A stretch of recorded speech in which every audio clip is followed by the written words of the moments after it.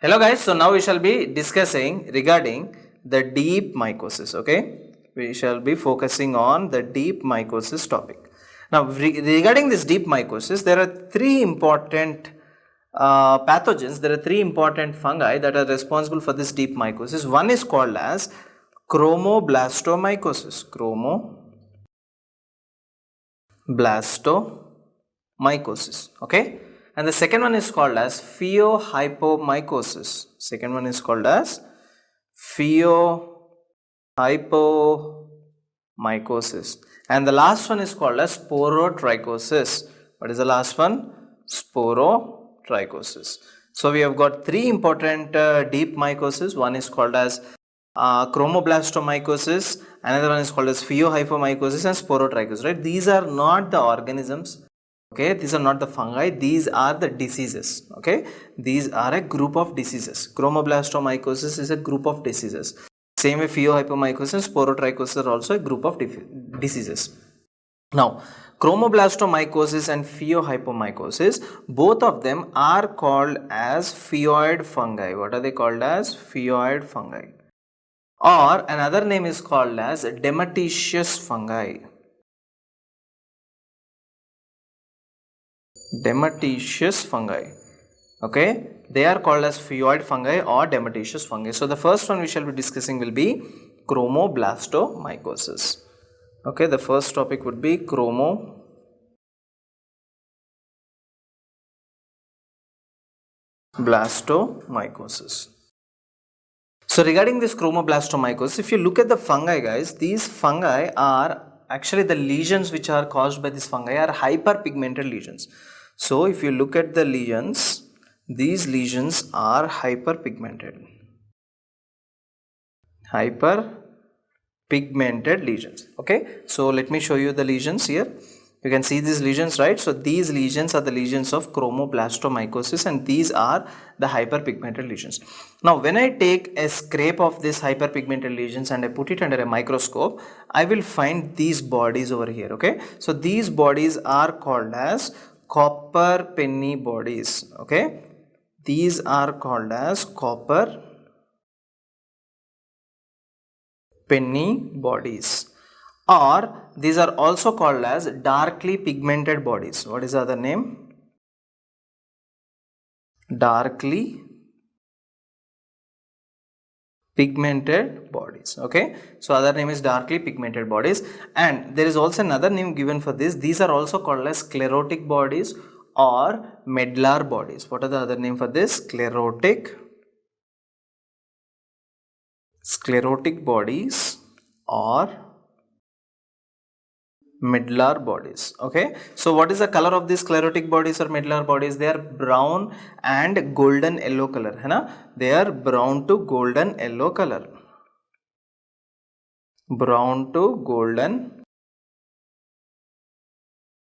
yellow color, okay? So they are brown to golden yellow color. So these bodies here which are brown to golden yellow color, these are called as your sclerotic bodies or also called as your medullary bodies.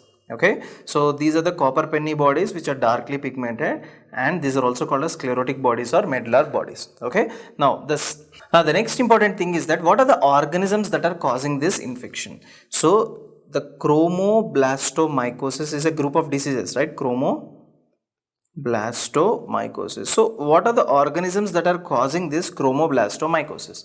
So C and H here, right? C and H, both of them, they stand for an organism called as cladosporium. They stand for an organism called as cladosporium. And R here stands for rhinocladiella. What does R stand for? R stands for rhinocladiella. R stands for rhinocladiella, right? So this is all the important things which you need to know over here. This is all the important things which you need to know over here. And second important thing I want to tell you here is that, these copper penny bodies,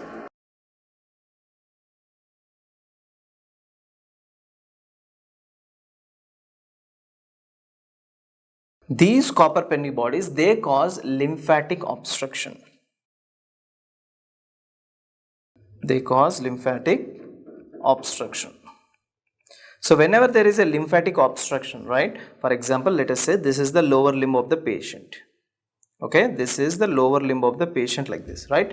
And you also know that there is a lymph vessel that is running down all the way like this. Now, if there is an obstruction with the help of these copper penny bodies, right, what would happen? What would happen is that the fluid cannot go up, right? So the lymph fluid starts going outside the body like this. I mean, it will enter from the vessel into the tissue.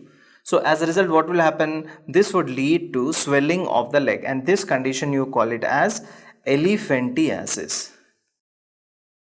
Elephantiasis. If you look at the picture, you will understand. So this is how there is elephantiasis. There is elephantiasis. Along with the elephantiasis, patient is also having these hyperpigmented lesions, as you can see, right? So these are the chromoblastomycosis. So both of them are located here. Okay. Now, apart from this, there is another fungi which I told you, that is called as pheohyphomycosis. Another fungi I told you, that is called as pheohyphomycosis. Now, what is the difference between chromoblastomycosis and pheohyphomycosis is that both of them are hyperpigmented lesions. Both of them are called as pheoid fungi, I told you, right? So both of them have the lesions which are hyperpigmented. But the difference between chromoblasto and pheohypo is that in chromoblastomycosis, if you look at the lesions clearly, they have medullary bodies there, but here they do not have medullary bodies. That is the only difference between both of them. Okay, so this fungi is also called as pheoid fungi. This fungi is also called as pheoid fungi, and as you can see here, three examples are A, B, C. A stands for alternaria. A stands for alternaria, B stands for bipolaris,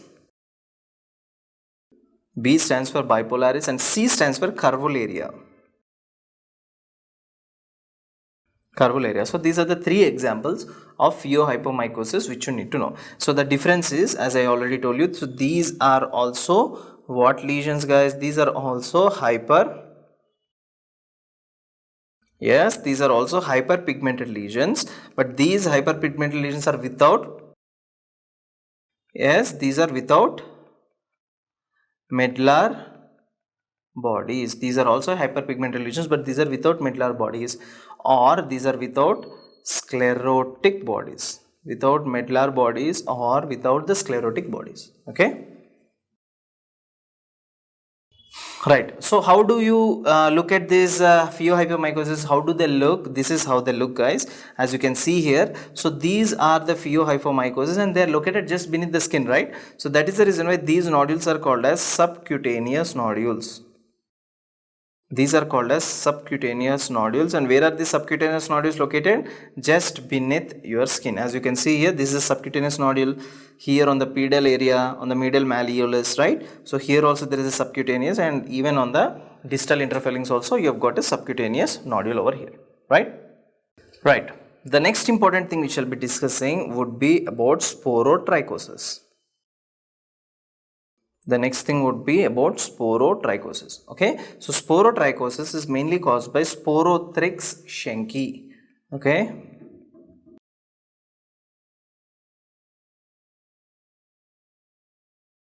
Sporothrix schenki. This Sporothrix schenki is a dimorphic yeast.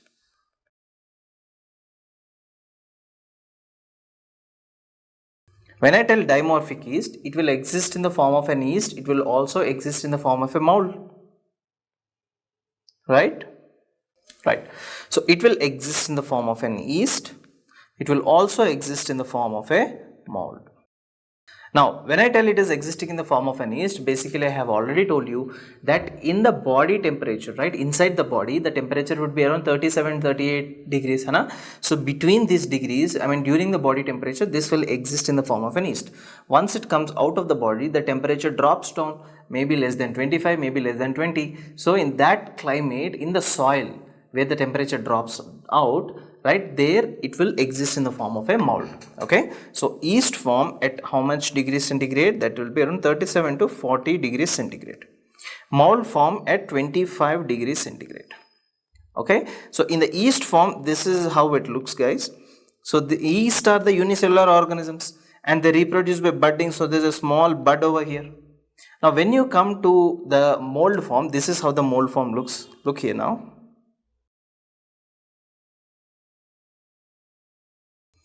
This is how the mold form looks, and you can see small flower branching like appearance, which you can see here.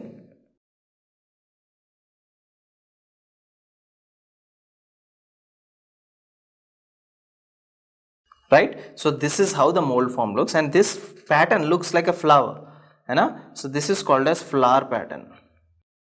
This is called as flower pattern. So the same pictures, both of them, can you look here? In the first one, you can see these buds over here.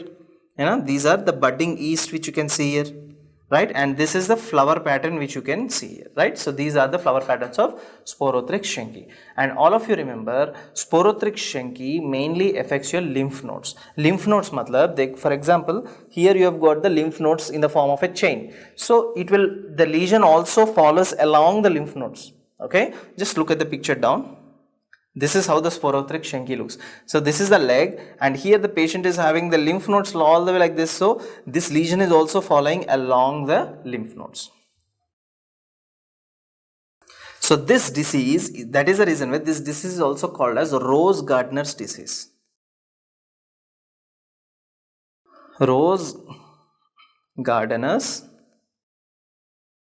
This is also called as Rose Gardner's disease. Okay, why it is called as Rose Gardner's disease? Because this fungi mainly you will see on the rose thorns. If you prick these rose thorns, if you get pricked by this, if you get a prick from this rose thorns, then most likely you might have this infection, right? So in this infection, what is happening, whatever the lesions are there, or you can also tell that these are the nodules, the lesions of the nodules, they follow along the lymphatics, they follow along the lymphatics, right? And next important thing is that regarding the treatment, which you give here is tablet itraconazole.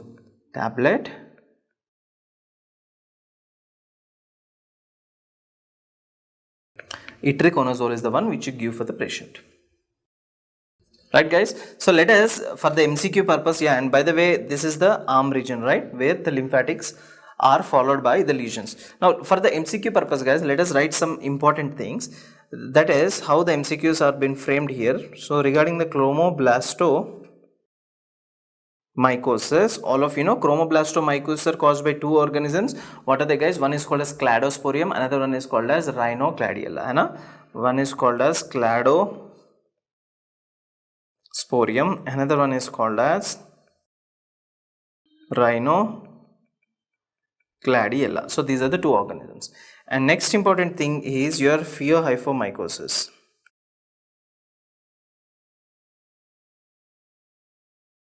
Pheohyphomycosis, right? So pheohyphomycosis is caused by basically three important organisms. What are those three important organisms? One is called as Alternaria, another one is called as Bipolaris, and next one is called as Curvularia. Okay, Curvularia. So Alternaria, Bipolaris as well as Curvularia. And the third and the last one is called as your Sporotrichosis, which is caused by Sporothrix schenki.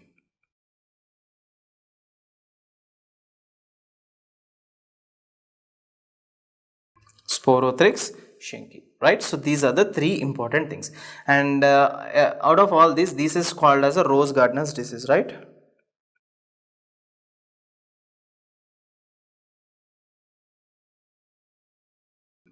Rose Gardner's disease. Now, how the MCQs will be asked? The MCQs will be asked that they tell you that hyperpigmented yeast with sclerotic bodies. So which one of them is hyperpigmented yeast with a sclerotic body, guys? That is your chromoblastomycosis, right? So this is a hyperpigmented yeast with a sclerotic body.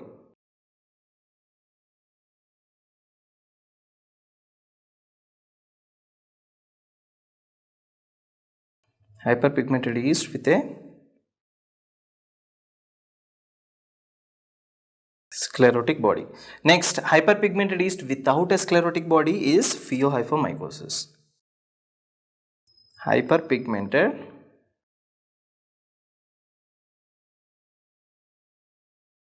yeast without a sclerotic body. Without a sclerotic body is this. Now when it comes to sporotrichs, they will be asking you that the budding form, or they will also give you in the exam, that is the flower pattern, budding form or flower pattern, right? And next they can also ask you that the lesion follows the lymphatics.